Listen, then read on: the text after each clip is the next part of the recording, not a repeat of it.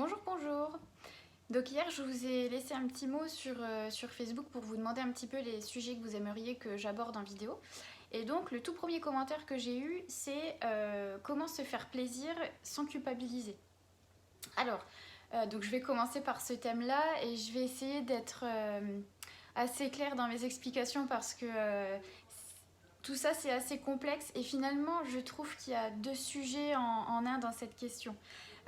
Déjà, la première chose qu'il faut déterminer, c'est cette notion de plaisir. Parce que bien souvent, elle est bafouée par des idées reçues que vous avez, où en fait, ça, on le voit beaucoup. Vous partez du principe où la semaine, vous faites attention et vous vous faites plaisir le week-end. Et où pour vous, il n'y a que certains aliments qui sont plaisir.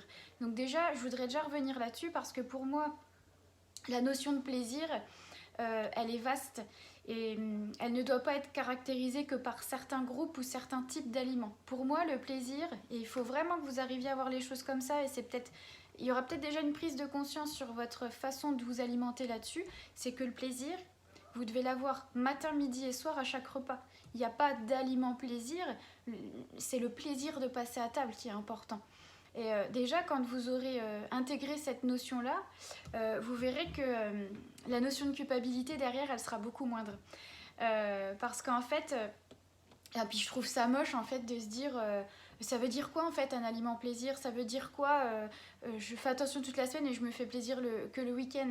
C'est triste, ça veut dire que la semaine vous prenez aucun plaisir à manger et que vous vous lâchez complètement le week-end.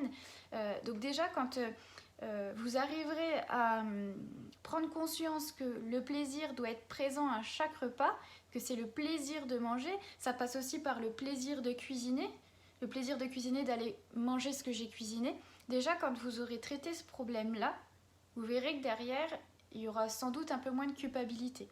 Ensuite, je voulais revenir sur la culpabilité, donc se faire plaisir sans culpabiliser. La culpabilité, c'est un sentiment qui est humain. Le but, ce n'est pas de s'en débarrasser, parce que ça reste humain, donc c'est un sentiment que vous ressentirez dans certaines situations sans doute toute votre vie, et j'ai envie de vous dire, c'est un sentiment qui est normal. Le but, c'est pas de se débarrasser de la culpabilité, c'est d'aller comprendre pourquoi je culpabilise, quelles situations me font culpabiliser, et de pas aller s'en débarrasser complètement, mais en tout cas d'arriver à prendre un peu de recul par rapport à cette culpabilité. Donc, pour faire plus simple, moi ce que je vous conseille souvent, c'est, je vous dis les choses comme ça, il n'y a pas d'aliment plaisir. D'ailleurs, si je devais classer les aliments par...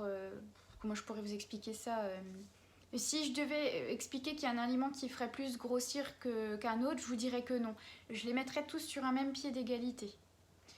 La culpabilité, elle commence par là. À partir du moment où vous allez classer les aliments par celui-là ça fait grossir, celui-là ça fait pas grossir, vous pouvez être sûr que derrière ça va engendrer de la culpabilité, parce que quand vous allez manger un aliment qui pour vous fait grossir, vous allez tout de suite penser culpabilité derrière. Alors que si dans votre état d'esprit vous vous dites bon ok, c'est vrai, elle a raison, il n'y a pas d'aliment qui fait grossir plus qu'un autre, c'est vraiment une façon de s'alimenter, peut-être que derrière aussi ça engendrerait moins de culpabilité.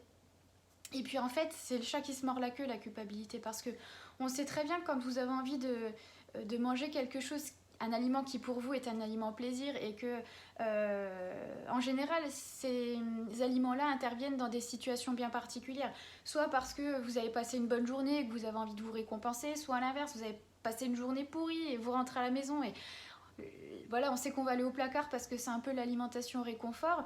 Enfin, il faut comprendre ça aussi, c'est qu'en général, l'envie d'aller manger un aliment dit plaisir se déclenche face à une émotion.